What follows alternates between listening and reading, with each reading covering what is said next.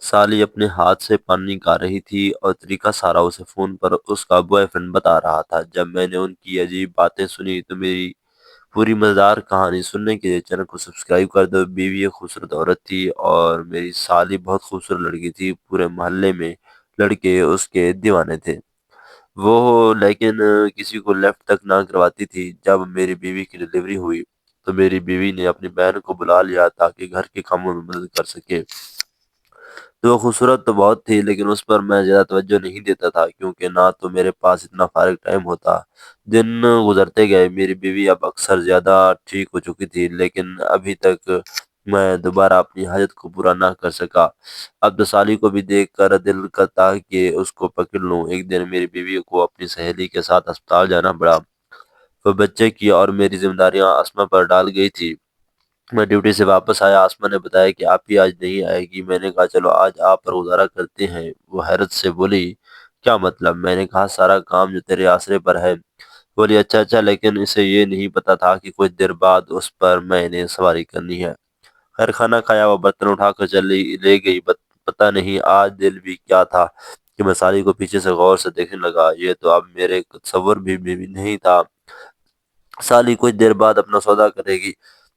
خیر موبائل پر لگ گیا، وہ اپنے کمرے میں چلے گئی۔ رات کے تقریباً 11 بجے ہوں گے۔ میں پانی پینے کے لیے اٹھا تو میری سالی فون پر کس سے باتیں کر رہی تھی اور کہہ رہی تھی میری جان میں یہ سب شادی سے پہلے نہیں کر سکتی، فی الحال ہاتھوں سے کام چلاؤ۔ جیسے ہی وہ لڑکا اس کو ہدایت کر رہا تھا اس کے مطابق یہ چل رہی تھی اور میں یہ سب تھوڑا دور سے دیکھ رہا تھا۔ کچھ دیر تو میں باتیں سنتا رہا، پھر چلا گیا اور کچھ آسما کس باتیں کر رہی اس کے چہرے کی ہوائیں اڑ گئیں۔ جلدی سے فون بند کیا اور بولی بھائی وہ میں اپنی سہیلی سے بات کر رہی تھی۔ میں نے مصنوعی غصے سے کہا یہ کیسی سہیلی ہے جو آپ کو یہ کام کرنے کی دعوت دیتی ہے؟ میں نے کہا ایکٹنگ بند کرو۔ وہ بولی میرا دوست ہے، اس سے میں شادی کرنا چاہتی ہوں۔ میں نے پوچھا شادی سے پہلے کوئی ایسی حرکت تو نہیں کی؟ وہ خاموش ہوگی، پھر بولی نہیں کبھی نہیں۔ میں نے کہا تو پھر یہ کیا تھا؟ پھر وہ بولی بس موبائل تک محدود ہے، اصلی میں کچھ نہیں کیا۔ میں نے پھر بات پر زور دیا۔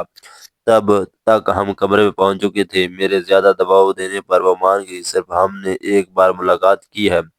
میں نے کہا اگر مجھے ساری بات کلیئر کر دو میں تمہاری مدد کروں گا۔ اس کے چہرے پر ایک چمک آ گئی اور بولی کیا بھائی واقعی؟ میں نے کہا بتاؤ۔ اس نے کہا صرف ایک بار ملاقات بھی ہے، اس لیے میں نے صرف آدھا کام کیا ہے۔ میں اسے دیکھتا رہا کہ میری اتنی خوبصورت اور پاک سہیلی کو لوگ حاصل کر رہے ہیں، پہلا حق تو میرا ہونا چاہیے۔ میں نے کہا دیکھو آج میری بیوی نہیں ہے، مجھے اس کی ضرورت بھی ہے اور تمہیں بھی ضرورت ہے۔ کیوں نہ آج ہم اس وقت کو ایک خاص وقت میں بدل دیں؟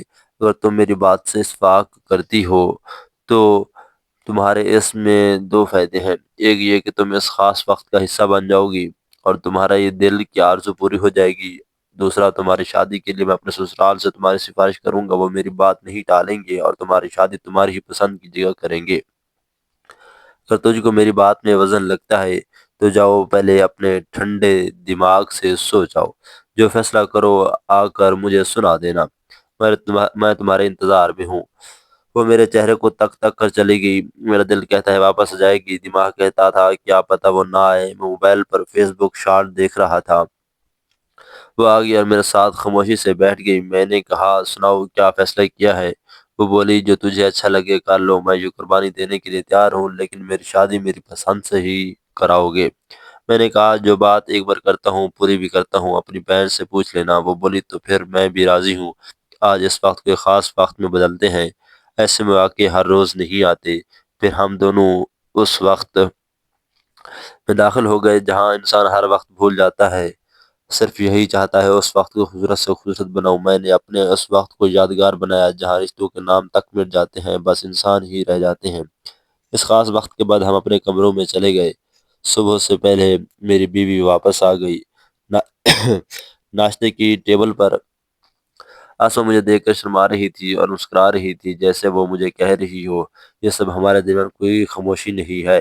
میں نے بھی نظریں نیچی مار لی۔ ناشتے کے بعد بیوی سو گئی، میں آفس چلا گیا۔ آسما گھر کے کام کرنے لگی۔ میں 2 بجے واپس آیا، آسما نے مجھے کھانا دیا۔ میں نے بیوی کا پوچھا تو آسما بولی وہ ابھی تک سو رہی ہے۔ میں نے کہا اچھا سونے دو، ساری رات بھر جاگتی رہی ہوگی، ہماری طرح یادگاریں تو نہیں بنائی ہوگی۔ اسما مجھے دیکھ کر ہنس پڑی، اب بھی نہ ہر وقت ایک ہی بات۔ پھر بولی اچھا میرے کام کا کیا بنا؟ میں نے مذاق میں کہا رات کو تو کیا، تیرا ابھی اور بھی کرنا ہے کیا؟ اسما بولی وہ تو ہوتا ہی رہے گا، میری شادی والا۔ میں نے کہا سسر جی کو کال کی تھی اور وہ بولے تیرے ساس سے مشورہ کروں گا پھر بتائیں گے، اور بولے تم ہمارے دماد ہو، ہم تمہاری بات ٹال تو نہیں سکتے، ہو جائے گی تمہاری شادی جلدی، کس بات کی ہے، سکون بھی فری میں مل رہا ہے۔ وہ ہنس کر چلی گئی، میں بھی سو گیا۔ تقریباً 5 بجے اٹھا تو میری بیوی اٹھ چکی تھی۔ میں نے کہا او حال حوال دو۔ وہ بولی میری ڈیوٹی اسپتال میں رات کو لگا دی گئی۔ میں نے کہا او ہو، لیکن دل میں خوشی کی لہر بھی دوڑ گئی۔ اب ہم اپنا خاص وقت سکون سے گزاریں گے۔ 6 بجے چلے گی، اسما کھانا لے آئی اور ہم نے ایک ہی پلیٹ میں کھانا کھایا۔ اسما بولی باجی نے مجھے بولا ہے جب تک میری ڈیوٹی دوبارہ دن میں شروع نہیں ہو جاتی تب تک تم میرے گھر میں رہو گی۔ میں نے آسما کی طرح مسکرا کر کہا اچھی بات ہے، تب ہم مزید یادیں بنا لیں گے۔ وہ بولی روز روز ہم تھوڑی کریں گے، میں نے بس آپ کی خوشی کے لیے کر لیا ہے کہ میں آپ کو مایوس نہیں کروں۔ میں نے کہا وہ اچھا۔ میں نے کہا میں نے تمہارا دل رکھنے کے لیے یہ بول دیا تھا کہ میں نے سسر کو کال کی تھی، ویسے حقیقت میں ایسا کچھ نہیں، اس کا چہرہ دیکھنے والا ہو گیا۔ وہ بولی مطلب تم نے مجھے چیٹ کیا ہے؟